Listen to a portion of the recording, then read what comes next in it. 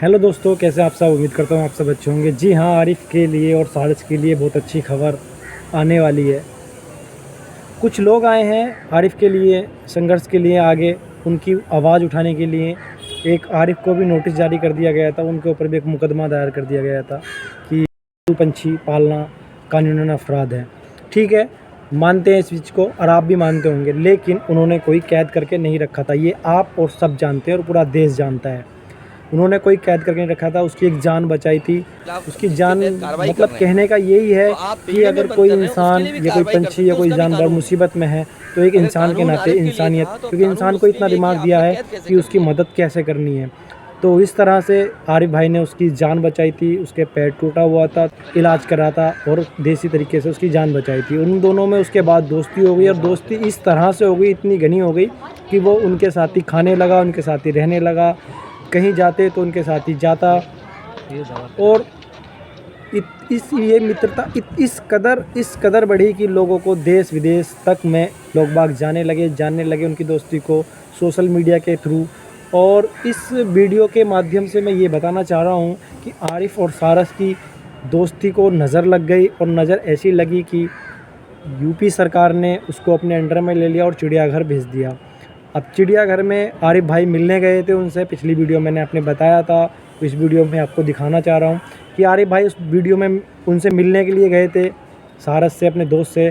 तो जब वो मिलने के लिए गए तो उनको मिलने के लिए मना कर दिया। श्री माननीय अखिलेश यादव जी उनके साथ गए थे उन्हें मिलाने के लिए, लेकिन उनको नहीं मिलाया। उन्होंने CCTV कैमरे में उन्हें दिखा दिया, खाना उसके सामने रखा हुआ था लेकिन उन्होंने खाना वो खा नहीं रहा था।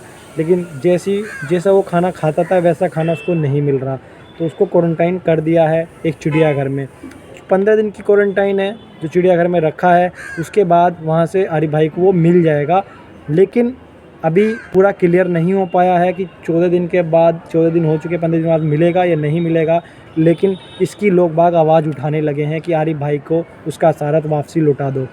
तो गाइज़, इसका वीडियो का तात्पर्य बनाने का सिर्फ यही था कि आप बढ़ चढ़ के आगे आएँ और आरिफ भाई की आवाज़ बने, उनका दोस्त उन्हें मिल जाए और उनकी आवाज़ बने।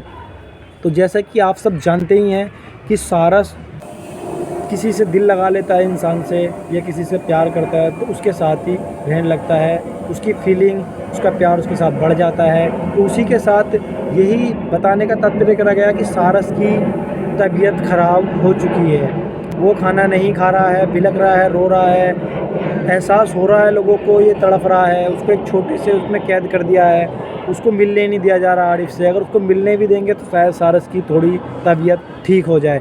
लेकिन और दोस्तों, शायद बहुत जल्दी खबर आ जाए कि सारस आरिफ से मिल सकता है। और 14 दिन की क्वारंटाइन में रखा है वो, 14 दिन होने के बाद शायद आरिफ को उनका सारस वापसी मिल जाए। तो गाइज़, कहने का मतलब हमारा यही है कि किसी दोस्त की यारी को, उनकी मित्रता को ऐसे तोड़ा नहीं जाता।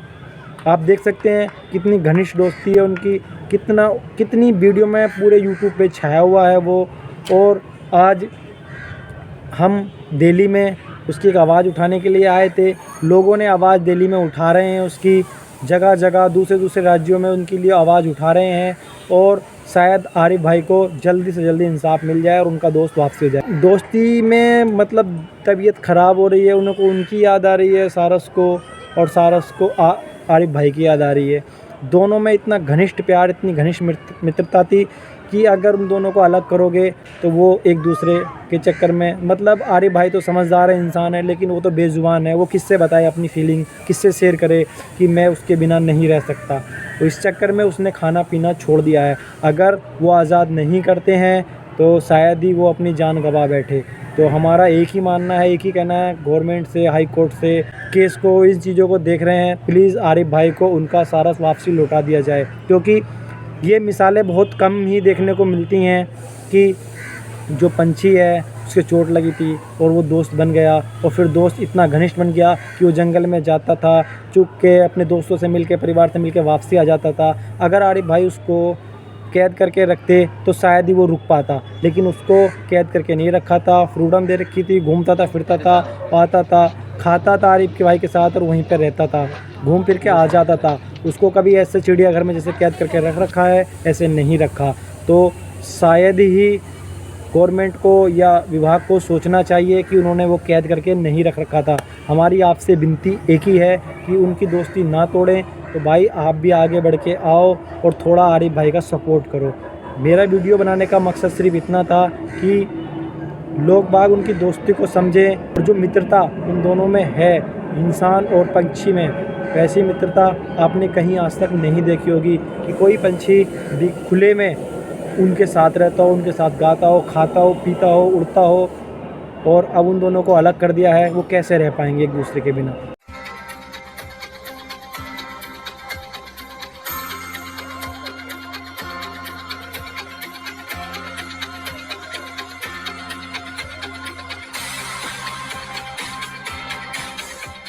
कभी देखी है एक इंसान और एक सारस पक्षी की ऐसी दोस्ती कि आदमी बाइक दौड़ाए और सारस उसके साथ हवा में उड़ता जाए।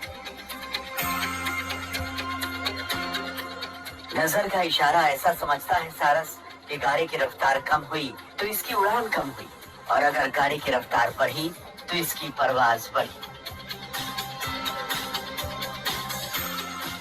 यूं ही नहीं कहते सारस को प्रेम का पक्षी। एक इंसान से सारस का प्रेम देखिए। उत्तर प्रदेश के